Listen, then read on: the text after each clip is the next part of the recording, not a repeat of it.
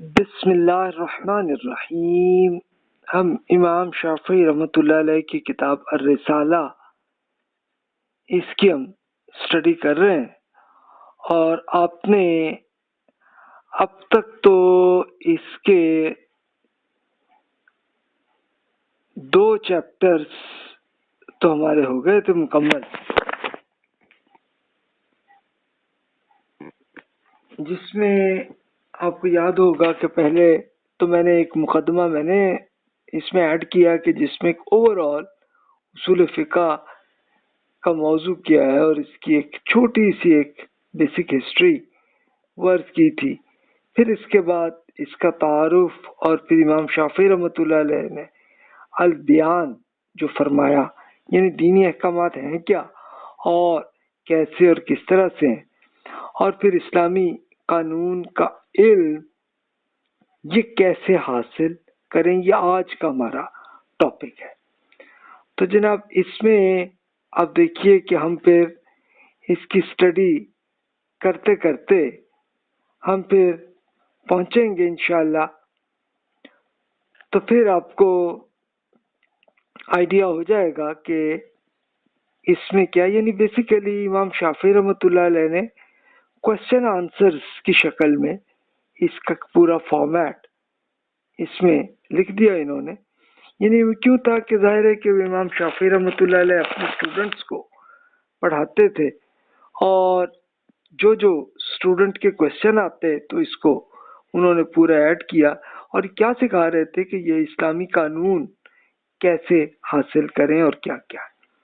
اب ظاہر ہے اس کے لیے کوئی ایک اکیلے آدمی نے تو نہیں کیا ہوگا، بلکہ مختلف اسٹوڈنٹس نے جو سوالات کیے ہوں گے، تو ان کے مین اسٹوڈنٹ ربی رحمۃ اللہ علیہ یہ اسکالر بنے، تو یہ ایک اسٹوڈنٹ تھے، تو انہوں نے ان سب کو اکٹھا کر لیا پورے کوشچن آنسرز کو۔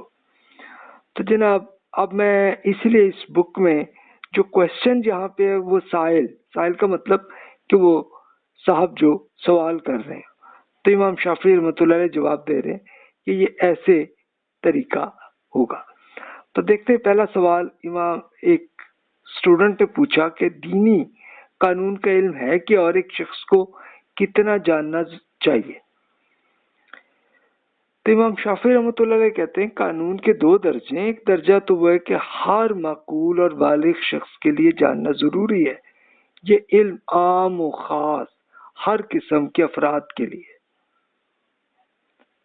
کہتے ہیں جی اس کی کوئی ایگزامپل دیں۔ امام شافعی نے ایگزامپل دی کہ جیسے دن میں 5 نمازیں فرض ہیں، روزہ رکھنا اللہ تعالیٰ نے فرض کیا ہے، جب بھی ہم پہ ممکن ہوا تو بیت اللہ کا حج کرنا ہے، مال پہ ہم نے زکوٰۃ دینی ہے، اپنی انکم پہ بھی دینی ہے، پھر اللہ تعالیٰ نے سود، پھر بدکاری، قتل، چوری، شراب کو حرام کیا، تو اس معاملے میں کسی مسلمان میں کوئی اختلاف نہیں ہے، تو یہ ہر مسلمان کو اس کا علم حاصل ہونا چاہیے۔ تو یہ امام شافعی رحمۃ اللہ علیہ نے بیان کیا کہ یہ وہ علم ہے کہ ہر مسلمان کو معلوم ہونا چاہیے۔ اور میں نے پچھلے لیکچرز میں عرض کیا کہ یہ اتنا بڑا کوئی لسٹ نہیں ہے، پوری لسٹ آپ بنا لیں تو 10-15 پیجز کے اندر پوری ہو جاتی ہے، اور بہت چلے آپ آہستہ آہستہ ہی پڑھ بھی رہے ہوں تو 1 مہینے میں پورا دین آپ سمجھ لیتے، یہ تو کوئی بڑا ایشو نہیں۔ تو پھر امام شافعی کہتے ہیں کہ یہ وہ احکامات ہیں کہ جنہیں سمجھنا، اس پہ عمل کرنا، ان پر عمل کرنا، اور اپنے جان و مال کے ذریعے اپنی ذمہ داریوں کو ادا کرنا اور حرام کیے گئے کاموں سے بچنا ہر شخص پر لازم ہے۔ یہ تمام احکام اللہ کی کتاب واضح نص پر بیان کیے گئے، نص کا مطلب کانٹینٹ کے اندر، قرآن کے اندر یہ سب ہے، اور مسلمانوں میں ان پر عام طور پر عمل بھی کیا جاتا ہے۔ لوگ انہیں نسل در نسل قولی اور عملی تواتر کے ذریعے منتقل کرتے ہیں، اور یہ سلسلہ رسول اللہ صلی اللہ علیہ وسلم سے چلا آ رہا ہے۔ ان احکام کے منتقل کرنے یا ان کے فرضیت میں امت مسلمہ میں کوئی اختلاف بھی نہیں۔ یہ وہ علم ہے کہ جس سے متعلق معلومات اور اس کی تشریح ہر طرح کی غلطیوں سے پاک ہے، اس میں کسی قسم کا اختلاف کرنے کی گنجائش بھی نہیں ہے۔ ہم مثال کے طور پر یہ کہ قتل کرنا کتنا بڑا گناہ، اس میں کوئی انسان بھی، یعنی صرف مسلمان ہی نہیں، کوئی عام نان مسلم بھی کہے گا کہ نہیں جناب یہ تو بڑا بری بات ہے۔ تو یہ، اور اگر کوئی کر لے قتل تو پھر اس کو سزا بھی دینی چاہیے، یہ بھی ہر انسان کہے گا۔ تو اس میں کوئی اختلاف کا مسئلہ ہی نہیں ہے۔ اب اسٹوڈنٹ پوچھتے ہیں کہ دوسرا قسم کیا ہے، بھی کوئی اور علم بھی ہے کوئی؟ تو امام شافعی رحمۃ اللہ علیہ کہتے ہیں کہ یہ وہ فروعی اور تفصیلی احکامات اور فرائض ہیں۔ فروعی کیا ہوتے ہیں کہ جو ایک باریک سے کچھ کوشچن جس میں پیدا ہو جائے، کوئی ایک خاص سینیریو میں کوئی چیز آ جائے، تو اس میں اس نوعیت کی فروعی سوال پیدا ہوتے ہیں، تو جن کے بارے میں اللہ تعالیٰ کی کتاب کے متن میں کوئی بات نہیں ملتی اور نہ ہی ان کے بارے میں سنت میں کوئی چیز وارد ہوتی ہے۔ جہاں کہیں بھی اس بارے میں کوئی سنت ملتی ہے تو وہ عام لوگوں کی بجائے چند اشخاص کے ذریعے ہی ہم تک پہنچتی ہے۔ عقل کے استعمال کے ذریعے اس کی توجیہ یا انٹرپریٹیشن کی جا سکتی ہے اور اس میں قیاس سے بھی کام کیا جا سکتا ہے۔ مثال کے طور پر سنت میں تو کوئی حکم نہیں ہے، قرآن میں کوئی حکم نہیں ہے، لیکن ایک خاص سینیریو میں کسی ایک صحابی نے رسول اللہ صلی اللہ علیہ وسلم سے پوچھا تو آپ کو جواب مل گیا، تو وہ آ گیا، یا رسول اللہ صلی اللہ علیہ وسلم نے بھی کچھ نہیں بتایا ہوا، کوئی معاملہ نہیں ہے، لیکن بعد میں ایک آدمی کے ذہن میں کوئی کوشچن آ گیا۔ اس کے لیے ایک دلچسپ کیس میں شیئر کرتا ہوں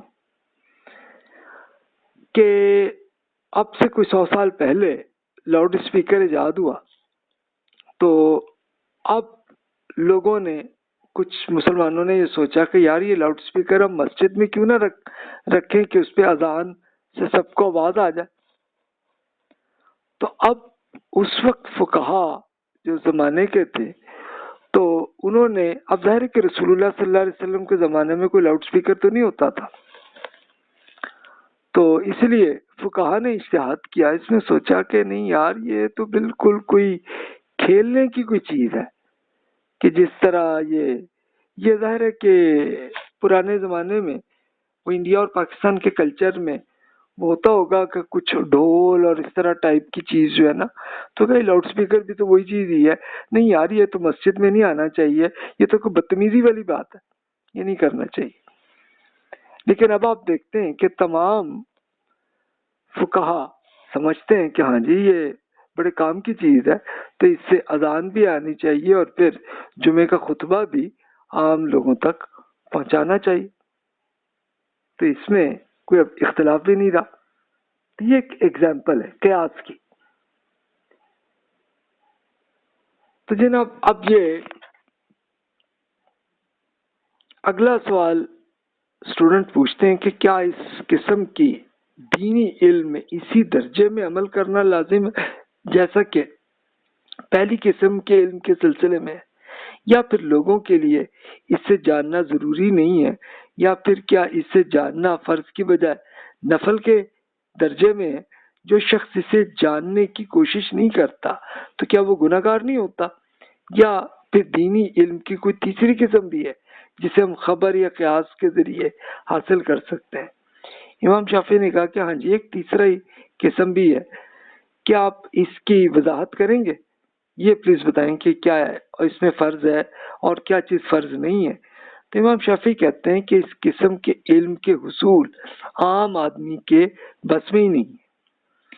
ان علوم کو حاصل کرنے کے تمام اسپیشلسٹ لوگ بھی مکلف نہیں ہیں، کہ ہر اسپیشلسٹ بھی یہ کام نہیں کر سکتے، لیکن جس شخص کو یہ حاصل ہو جائے تو وہ اسے نظر انداز بھی نہیں کرنا چاہیے۔ اگر کچھ افراد نے اس علم کو حاصل کر لیا تو دوسرے لوگ پر یہ ذمہ داری نہیں ہے کہ وہ بھی لازماً اسے حاصل کرے۔ ہاں جن لوگوں نے اس پر محنت کرنے پر کام حاصل کیا ہے تو ان کے بارے میں پھر ضرورت پڑتی ہے۔ ظاہر ہے کہ ہر آدمی کا علم اتنا تو نہیں ہوتا نا، تو پھر اس کے لیے پھر ضرورت پڑتی ہے کہ جناب اس میں ہم یہ دیں۔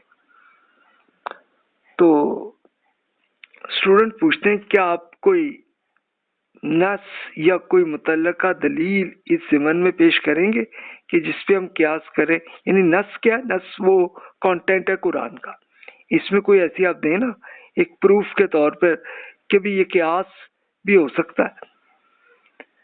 اچھا، اس کے لیے امام شافعی کی بات ہونے سے پہلے میں وہ عرض کر دوں، ایک بڑی سمپل اگزامپل وہی شیئر کی نا کہ رسول اللہ صلی اللہ علیہ وسلم نے اونٹ، گائے اور بکرے پر زکوٰۃ کا ایک فارمولہ صحابہ کرام کو بتایا، وہاں سے آج تک معلوم ہے لوگوں کو۔ تب جب دوسرے ملکوں میں مسلمان ایمان لائے تو پھر ان میں سوال پیدا ہوا کہ جی یہ تو اور جانور ہے تو اس کا کیا ہوگا؟ تب جیسے انڈیا کی ایگزامپل ہے کہ بھینس آئی تو اس کا کیا ہوگا؟ اس پہ زکوٰۃ ہوگی یا نہیں ہوگی؟ ہاں جی یہ بالکل گائے ٹائپ کی چیز ہی ہے تو اس پہ بھی زکوٰۃ ہے۔ یہ قیاس کی ایک ایگزامپل ہے۔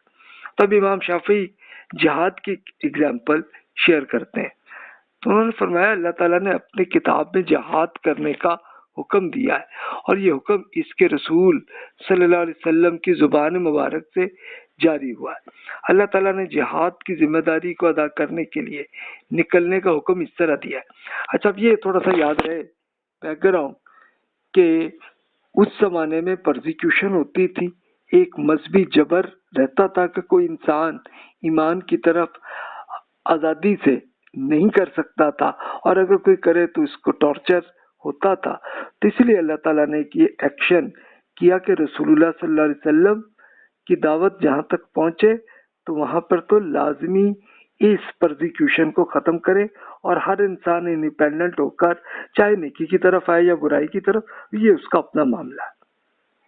تو لیکن انڈیپینڈنس تو ہر انسان کو ہونی چاہیے۔ تو اس کے لیے امام شافعی رحمۃ اللہ علیہ ایگزامپل سورہ توبہ کی 111 آیت سے وہ بیان کرتے ہیں۔ تو دیکھیے ہم پڑھتے ہیں، ان اللہ اشترى من المؤمنین انفسهم واموالهم بان لهم الجنة يقاتلون في سبيل الله فيقتلون ويقتلون وعدا عليه حقا في التوراة والإنجيل والقرآن ومن أوفى بعهده من الله فاستبشروا ببيعكم الذي بايعتم به وذلك هو الفوز العظيم۔ حقیقت یہ کہ اللہ تعالیٰ نے مومنوں سے ان کی جان اور مال جنت کے بدلے میں خرید لی۔ وہ اللہ تعالیٰ کی راہ میں لڑتے ہیں، مرتے ہیں اور مارتے بھی ہیں۔ ان سے جنت کا وعدہ تورات، انجیل اور قرآن میں اللہ کی طرف سے حق ہے، اور اللہ سے بڑھ کر کون ہے جو اپنا عہد پورا کرنے والا ہے۔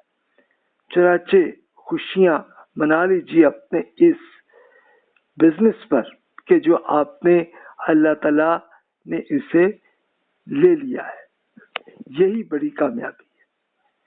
یعنی یہ پرزیکیوشن کو ختم کرنے کے لیے اللہ تعالیٰ نے جہاد کا حکم دیا ہے، اور پھر اس کے ساتھ ہی یہ بھی کہ کسی پہ کوئی ظلم ہو رہا ہو تو اس پہ بھی جہاد کا حکم ہے۔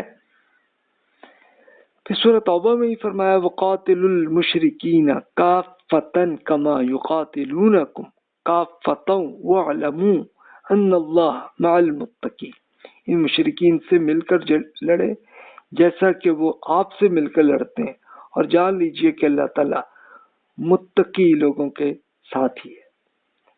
فَاقْتُلُوا الْمُشْرِكِينَ حَيْثُ وَجَدتُّمُوهُمْ وَخُذُوهُمْ وَاحْصُرُوهُمْ وَاقْعُدُوا لَهُمْ كُلَّ مَرْصَدٍ فَإِن تَابُوا وَأَقَامُوا الصَّلَاةَ وَآتَوُا الزَّكَاةَ فَخَلُّوا سَبِيلَهُمْ إِنَّ اللَّهَ غَفُورٌ رَحِيمٌ۔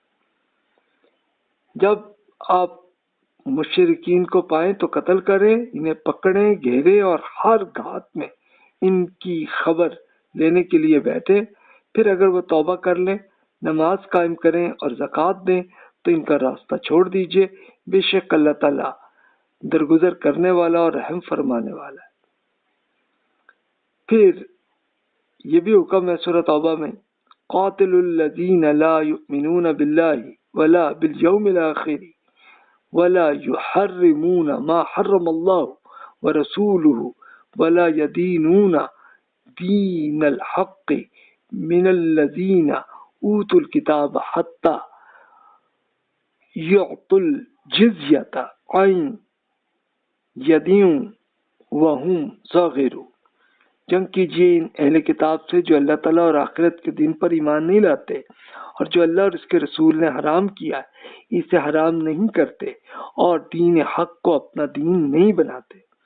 ان سے اس وقت تک جنگ کیجیے کہ یہاں تک کہ وہ اپنے ہاتھ سے جزیہ دے اور چھوٹے بن کر رہیں.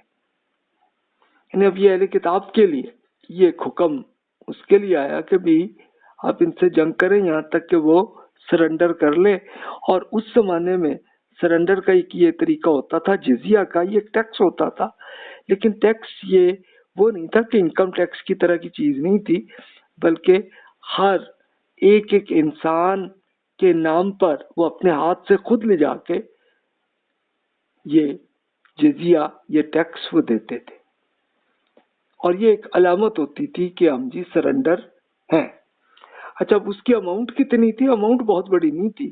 یعنی آپ دیکھیں کہ بہت امیر آدمی ہے تو اس کے لیے سال میں ایک بار 24 دینار یا درہم جو بھی اس زمانے کی کرنسی ہوتی تھی، اور ایک درمیانہ آدمی ہے تو اس کے لیے 10 دینار، اور ایک اگر غریب آدمی ہے تو پورے سال میں 2 دینار. اچھا اور وہ غریب آدمی وہ 2 دینار بھی نہیں دے سکتا تو کوئی بات نہیں، ٹھیک ہے جی آپ کا ایکسیپٹنس کو لے لیا، ختم. لیکن اب اس کے بدلے میں کیا؟ اس کے بدلے میں یہ تھا کہ مسلمانوں نے ان کی سیکیورٹی کرنی. اب اسی کے لیے ہوا کہ سیریا کا شہر فتح ہوا تو وہاں کے نان مسلمز نے جزیہ دیا. اچھا تھوڑا عرصہ ہوا لیکن ملٹری کی موومنٹ کی ضرورت آئی تو ابو عبیدہ رضی اللہ عنہ اس کے جنرل تھے. تو اب انہوں نے کہا کہ یار ملٹری کے لیے ہم دوسری طرف لے جا رہے ہیں تو ان کی سیکیورٹی نان مسلمز کی ہم کیسے کریں گے؟ انہوں نے کہا کہ بھی پھر یہ جزیہ جو ہے نا ہم واپس کریں. تو پھر اب وہ زیادہ میجورٹی کرسچنس کی تھیں تو ان کو کہا کہ بھائی ریئلی سوری کہ ہم کچھ عرصے کے لیے آپ کی سیکیورٹی نہیں کر سکتے تو یہ جزیہ آپ پلیز اب تک واپس لے لیں. تو اب کرسچنز اس پہ روئے، کہنے لگے کہ یار یہ تو بالکل عین تورات کا جو حکم ہے عین اسی پہ تو عمل ہو رہا ہے. تو کہنے لگے کہ بھائی ہم تو اللہ تعالیٰ سے دعا کرتے ہیں کہ دوبارہ آپ ہماری طرف آ جائیں، کیونکہ ہمارے خود رومن بادشاہ تو ہم سے جبرن ٹیکس لیتے تھے اور کبھی کوئی سروس نہیں دیتے تھے. تو یہ ایک حالت تھی. امام شافعی رحمۃ اللہ علیہ ایک ایگزامپل ایک حدیث کی بیان کرتے ہیں کہ جو ابو ہریرہ رضی اللہ عنہ سے ہے کہ رسول اللہ صلی اللہ علیہ وسلم نے ارشاد فرمایا، میں اس وقت تک ان مشرکین سے جنگ کروں گا جب تک اس بات کا اقرار نہ کر لیں کہ اللہ تعالیٰ کے سوا کوئی خدا نہیں ہے.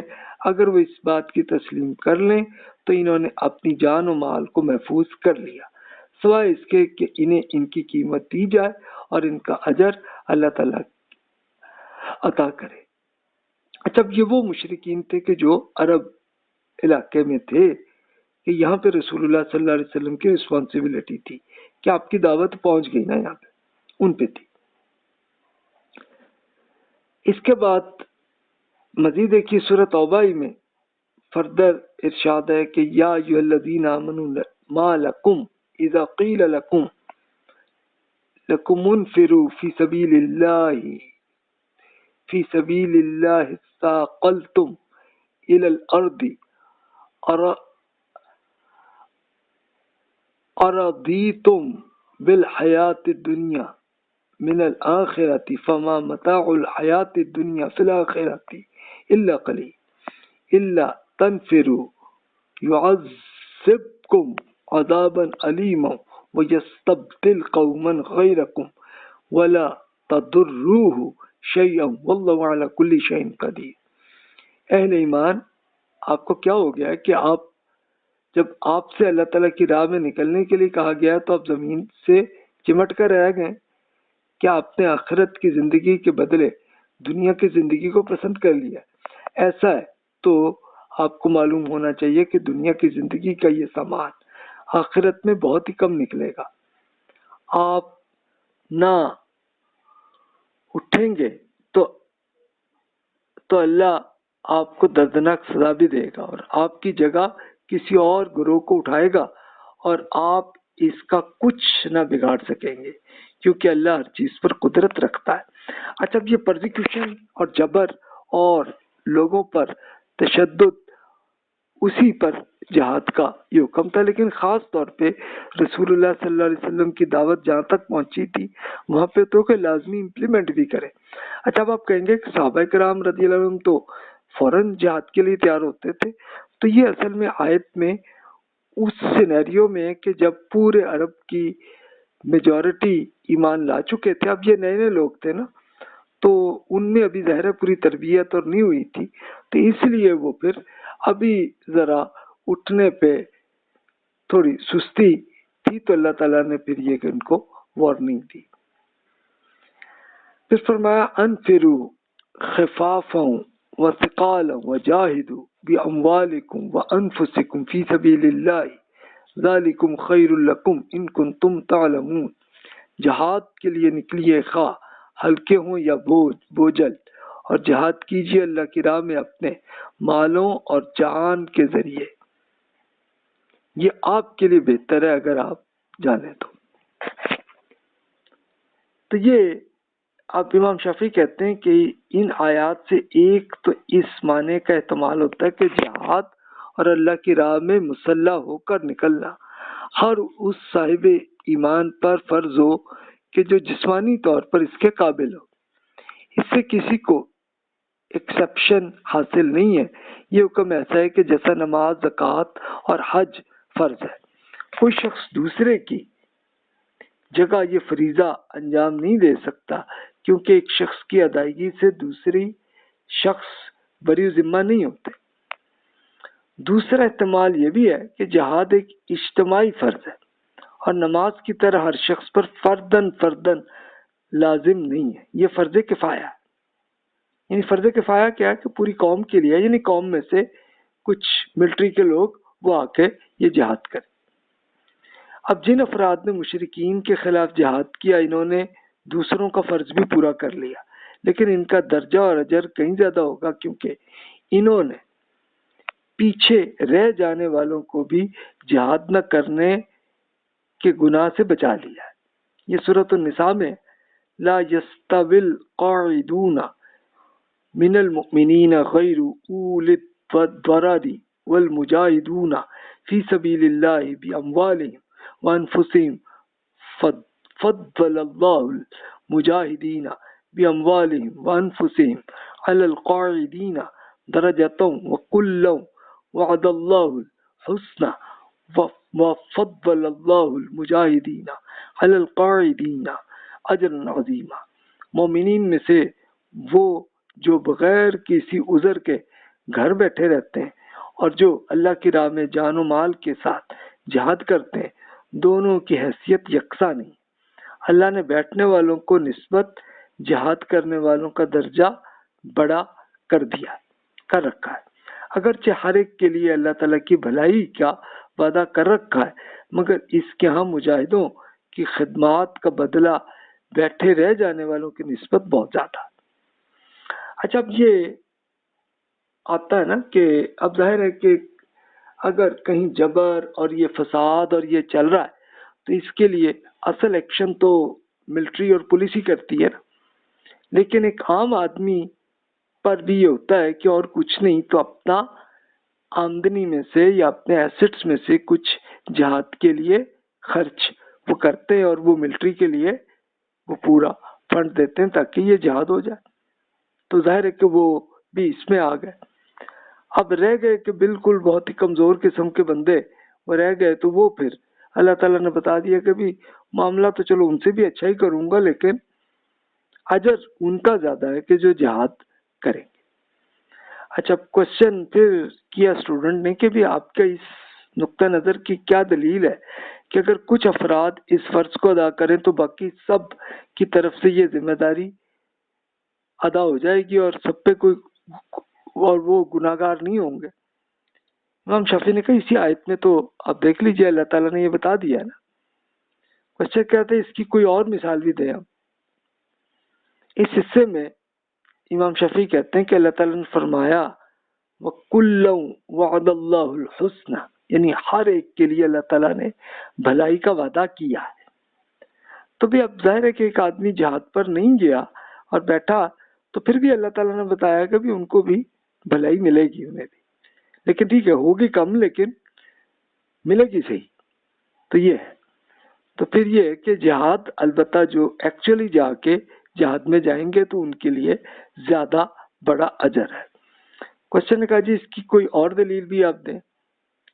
امام شافعی رحمۃ اللہ علیہ نے جواب میں پھر اور اب مثال دی، فرمایا وَمَا كَانَ الْمُؤْمِنُونَ لِيَنْفِرُوا كَافَّةً فَلَوْلَا نَفَرَ مِنْ كُلِّ فِرْقَةٍ مِّنْهُمْ طَائِفَةٌ لِيَتَفَقَّهُوا فِي الدِّينِ وَلِيُنذِرُوا قَوْمَهُمْ إِذَا رَجَعُوا إِلَيْهِمْ لَعَلَّهُمْ يَحْذَرُونَ۔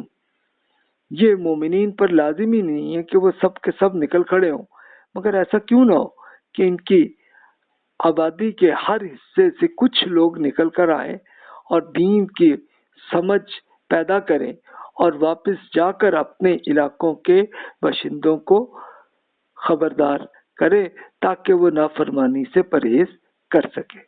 اب یہ وہ حکم ہے کہ جو ایجوکیشن کا حکم اللہ تعالیٰ نے دیا کہ بھی ہر ایک نہیں بلکہ کچھ لوگ ایسے ہونے چاہیے کہ جو اسکالر بنے، ریسرچ کریں اور وہ پھر اپنی قوم کو، اپنے علاقے کے لوگوں کو یہ اللہ تعالیٰ کا پیغام پہنچائے۔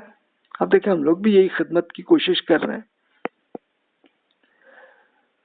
جب اللہ تعالیٰ کے رسول صلی اللہ علیہ وسلم متعدد غزوات پر تشریف لے گئے، کچھ ملٹری ایکشن پر گئے، تو آپ کے ساتھ کچھ صحابہ تھے رضی اللہ عنہ اور کچھ پیچھے بھی رہ گئے تھے۔ مثلا جیسے غزوہ تبوک کے لیے علی بن ابی طالب رضی اللہ عنہ کو پیچھے رہ دیا تھا، یعنی ان پہ رسپانسبلٹی یہ کہ آپ مدینہ شہر کی سیکیورٹی آپ کریں، اس لیے ان کو کر دیا نا۔ تو اللہ تعالیٰ نے یہ ذمہ داری تمام مسلمانوں پر عائد نہیں کی کہ وہ جنگ پہ ہر آدمی آ جائے، ظاہر ہر ایک کو کیپیسٹی بھی نہیں ہوتی، صلاحیت بھی نہیں ہوتی۔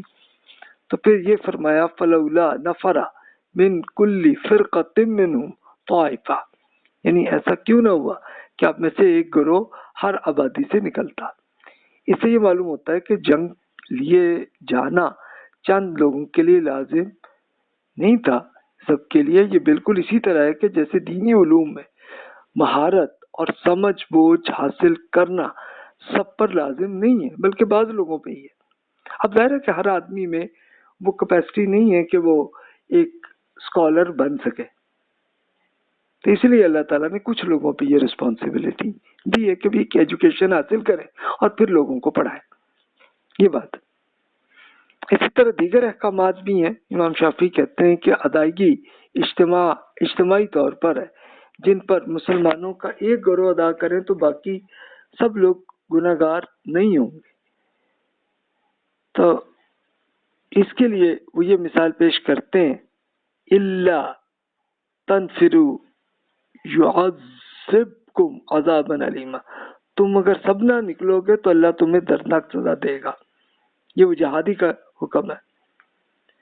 اسٹوڈنٹ نے کہا کہ جی اس آیت کا کیا مطلب ہے؟ شافعی نے کہا کہ اس کا مطلب یہ نہیں ہے کہ تمام کے تمام افرادی جہاد کے لیے نہ نکلیں، لیکن اگر کافی تعداد میں لوگ جہاد کے لیے نکل آئے تو پھر اجتماعی فریضے کو ادا کر دیں گے، تو پھر باقی لوگ گناہگار ہونے سے بچ جائیں گے، کیونکہ جانے والوں نے پیچھے رہ جانے والوں کا فرض بھی ادا کر دیا ہے۔ اس میں سائل نے کہا کہ بھی جو اسٹوڈنٹ تھے, پوچھا کہ جی کہ جہاد کے علاوہ بھی کوئی مثال آپ دیں. امام شافعی نے کہا ہاں جی, نماز سے جنازہ جیسے ہے اور مردے کو دفن کرنے کا حکم ہے, جسے ترک کرنا درست نہیں ہے. یہ تو گناہ ہے نا کہ اگر آپ کوئی مردے کو آپ ویسے ہی لاش کو پھینک دیں کہیں پہ. نہیں جی, تمام مسلمانوں کی یہ ذمہ داری نہیں ہے کہ وہ اسے ادا کرنے کے لیے تمام پورے ملک کے لوگ جو ہیں وہ سب جنازے میں آ جائیں. اگر کافی تعداد میں لوگ اسے ادا کر رہے ہیں تو پھر دوسرے لوگوں کا گناہ ختم ہو جاتا ہے. اسی طریقے سے سلام کا جواب بھی ہے, جس کے لیے ایک مثال ہے. اللہ تعالیٰ نے فرمایا ہے وَإِذَا يُحَيَّيْتُمْ بِتَحِيَّةٍ فَحَيُّوا بِأَحْسَنَ مِنْهَا أَوْ رُدُّوهَا إِنَّ اللَّهَ كَانَ عَلَى كُلِّ شَيْءٍ حَسِيبًا. جب کوئی احترام سے آپ کو سلام دیں تو آپ اس کو بہتر طریقے سے جواب دیں, یا کم از کم اسی طرح کا جواب دیں. بے شک اللہ ہر چیز کا حساب کر رہا ہے. اور رسول اللہ صلی اللہ علیہ وسلم فرمایا کھڑے لوگوں بیٹھے لوگوں کو سلام کریں, اور اگر ایک شخص بھی سلام کا جواب دے دے تو باقی سب کی ذمہ داری پوری ہو جاتی ہے. یعنی اب ظاہر ہے کہ پورے لوگ ایک جگہ پر ایک کمرے میں یا ایک مسجد میں اکٹھے بیٹھے ہیں, تو کوئی آ کے السلام علیکم کہتا ہے تو کوئی ایک آدمی بھی جواب دے دے تو بس سب کی ذمہ داری پوری ہو گئی.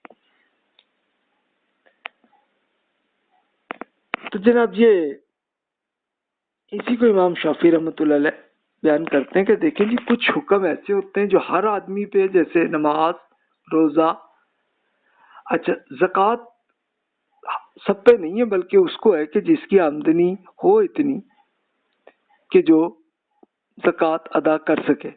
اور حج بھی ہر انسان پہ ہے, ہر مسلمان پہ ہے, لیکن ہے اسی پہ ہی کہ جو جس میں اتنی کیپیسٹی آ جائے, یعنی جسم بھی اتنا ہو, صحت بھی ایسی ہو کہ وہ حج کر سکے, اور فائنینشلی بھی اس پوزیشن میں آ جائے کہ حج پہ جا سکے, تو تب ہوگا. اگر یہ نہیں ہوئی تو پھر اس پہ کوئی ذمہ داری نہیں.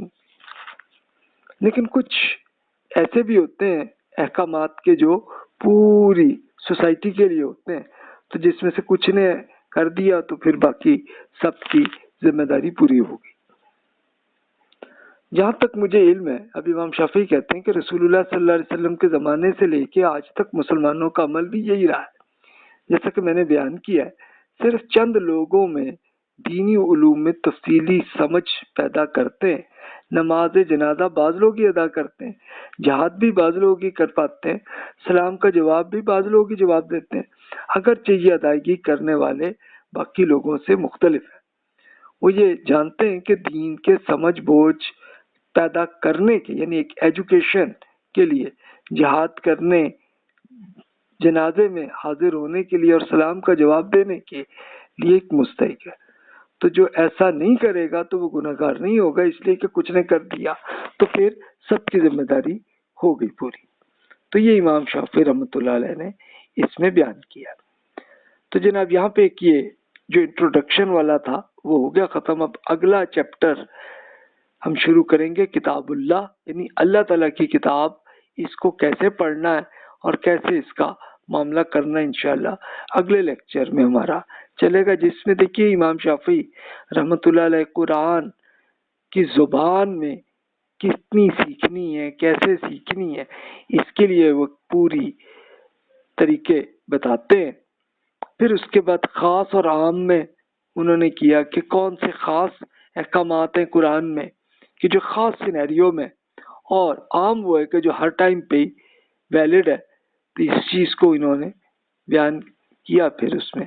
تو انشاءاللہ یہ اگلے لیکچرز میں ہم تفصیل سے علوم القرآن کی ایک اسٹڈی کا ہم اس میں مطالعہ کریں گے. پھر سنت پہ بھی وہ کریں گے کہ سنت میں کیا احکامات ہیں دین کے, تو یہ ہم کریں گے.